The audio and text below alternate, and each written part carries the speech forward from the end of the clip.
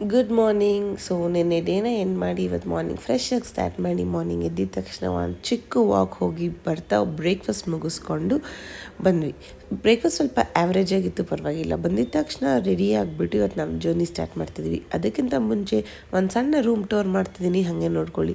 Property ಮಾತ್ರ ತುಂಬ ಚೆನ್ನಾಗಿತ್ತು ಆ್ಯಂಡ್ ರೂಮ್ನು ಅಷ್ಟೇ ಕ್ಲೆನ್ಲಿನೆಸ್ ಆಗಿ ಮೇಂಟೈನ್ ಮಾಡಿದರು.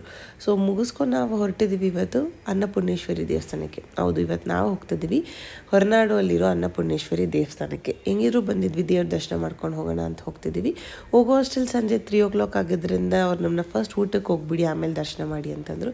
ಹೋಗಿ ದೇವ್ರ ಪ್ರಸಾದ ತಿನ್ಕೊಂಡು ದೇವ್ರ ದರ್ಶನ ಮಾಡಿಕೊಂಡು ಅಲ್ಲೊಂದು ಸ್ವಲ್ಪ ಹೊತ್ತು ಕೂತ್ಕೊಂಡು ನಮ್ಮ ಜರ್ನಿ ಸ್ಟಾರ್ಟ್ ಮಾಡಿದ್ವಿ.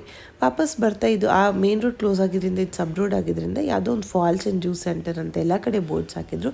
ಹೆಂಗಿದ್ರು ಹೋಗ್ತಿದ್ದೀವಿ, ಆನ್ ದ ವೇ ನೋಡ್ಕೊಂಡು ಹೋಗೋಣ ಅಂತ ಹೊರಟ್ವಿ. ಆ್ಯಂಡ್ ಇದು ಬಂದುಬಿಟ್ಟು ಒಂದು ಪ್ರೈವೇಟ್ ಪ್ರಾಪರ್ಟಿಯಲ್ಲಿದೆ. ನೀವು ಅಲ್ಲೇನು ನೋಡ್ತಿದ್ದೀರ ಶಾಪು ಅವ್ರದ್ದೇನಲ್ಲಿ spices, pain oils, dry fruits ಎಲ್ಲ ಸಿಗುತ್ತೆ. ಸೊ ಅವ್ರದ್ದೇ ಪ್ರೈವೇಟ್ ಪ್ರಾಪರ್ಟಿ ಒಳಗಡೆ ಫಾಲ್ಸ್ ಅಂತ ಹೇಳಿದ್ರು. ಹೋಗಿ ನೋಡಿದ್ರೆ ಏನಂತ ವಾಟರೇ ಇರಲಿಲ್ಲ.